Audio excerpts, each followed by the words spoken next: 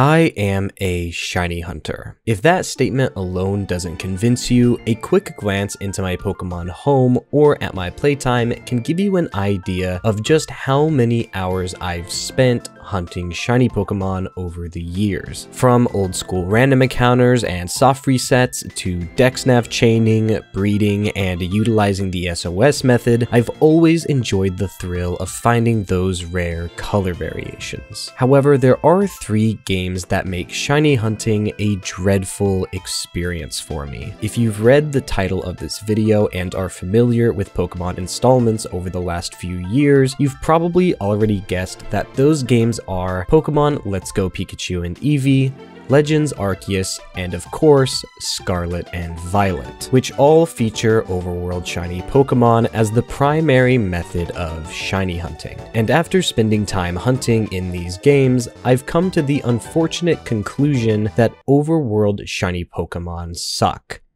at least from my perspective. As mentioned, I'm a shiny hunter by trade, so my opinion on overworld shinies will most likely differ from non-shiny hunters. But what exactly is it about overworld shiny Pokemon that I personally dislike? Well, there are 2 different reasons, with the first and main reason having to do with what I call passive shiny hunting versus active shiny hunting. Most shiny hunting methods in mainline Pokemon games fall into the passive shiny hunting category, while Let's Go, Arceus, and Scarlet and Violet fall under active shiny hunting. So what exactly do these 2 terms mean? If you've done any kind of shiny hunting or know about what goes into it, you won't be surprised to hear that it's a pretty mundane process regardless of the method. To remedy this and make it more enjoyable, I often engage in passive shiny hunting, where I mainly focus on another source of entertainment while hunting in the background. If I'm streaming, I'll focus on chat, or if I'm just shiny hunting on my own, I'll watch a YouTube video or a movie. For example, when I'm soft resetting for a shiny Pokemon, I can mainly focus on an outside source of entertainment, and once the time comes, I'll briefly shift my attention to the game to see if the Pokemon is shiny, and if it isn't, I'll soft reset and go back to what I was doing. This system helps keep the process of shiny hunting significantly less mundane and more bearable. However, this passive approach quickly falls apart in games with overworld shiny Pokemon. Yes, you can soft reset for some shinies in Let's Go and breed for them in Scarlet and Violet, which has its own issues. But the primary way to find shiny Pokemon is through overworld spawns, which from my experience requires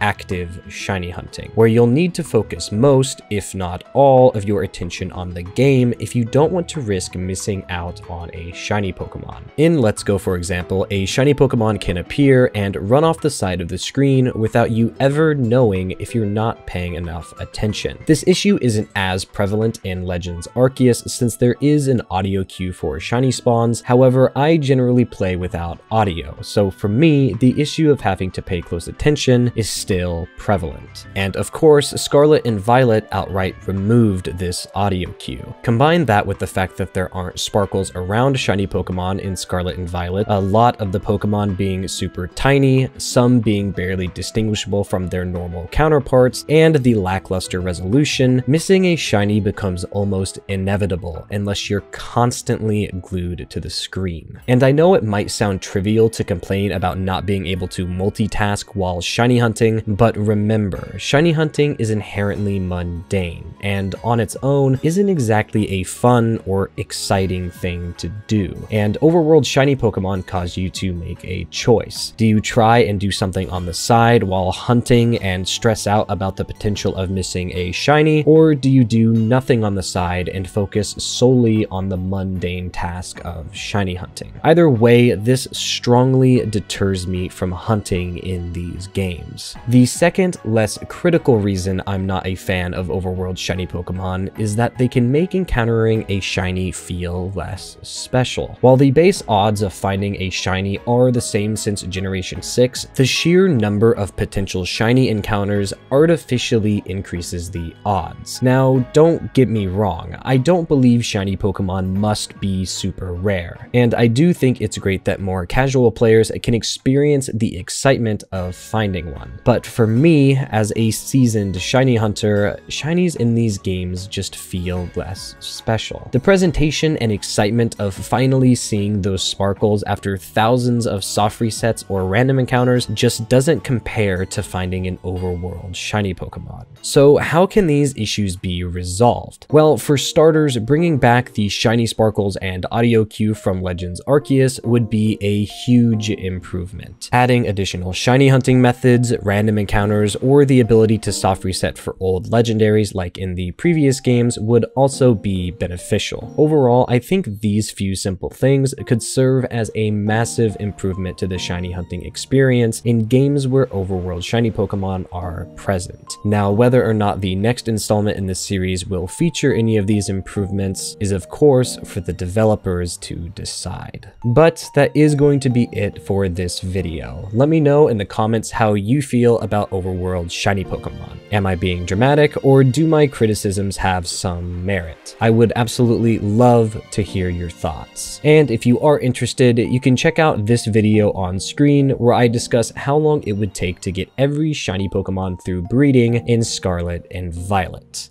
Although, I don't know why you would want to, because breeding is an absolute headache-inducing chore in these games. I lost my mind making that video.